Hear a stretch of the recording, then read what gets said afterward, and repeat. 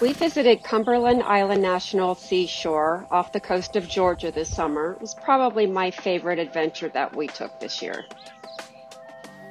To access Cumberland Island, you go downtown to St. Mary's in Georgia, where you can take a ferry. The ferry is about 45 minutes, and it drops you off at this uninhabited island. It's about 18 miles long and 3 miles wide. Since the only way to access the island is via ferry, you'll want to double check the schedule. But for us, we took a 9 a.m. ferry. Check-in was 8 a.m. for an 8:45 orientation. We took the 45-minute ferry there, and we returned on the 2:45. There's also a 4:45 available. Again, check the schedule. It does change by season. There's a lot of history to this island. It used to be owned by the Carnegie family. They built about 5 mansions in it for their children in the 1800s. Most of the land was ultimately donated to the National Parks Department, so 90% of it is owned by the Park Services, and about 10% is still owned privately. The area you see now is called the Dungeness Ruins. And it was a castle built by Lucy Carnegie. It had 59 rooms, and it was destroyed by a fire in 1959. They decided to go ahead and leave the ruins, probably because it looked so cool. And to see the roaming feral horses wandering around the ruins is a really incredible view. It's mysterious, slightly haunting, and beautiful all at the same time.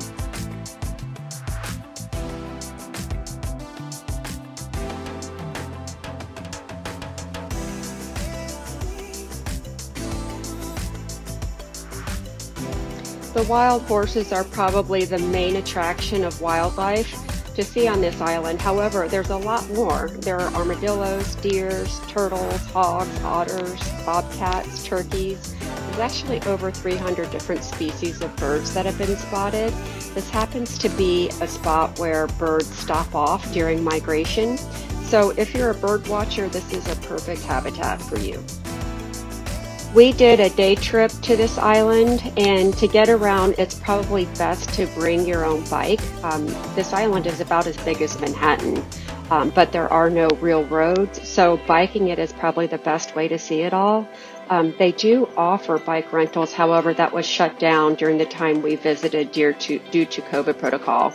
They do offer some sand wheelchairs, which was helpful for us because I use one occasionally. So that helped us see the grounds. However, we weren't able to ultimately see as much as we wanted to in one day due to not having bikes. There are minimal amenities on this island. There are some bathrooms. There's potable water available, but you'd have to boil it before you drink it. And there are cold showers.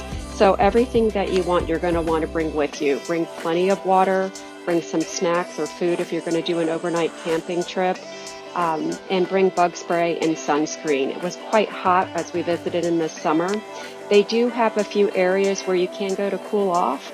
There is an ice house when you get off the ferry. That's just on your left. They have a bathroom there and air conditioning if you need to cool down.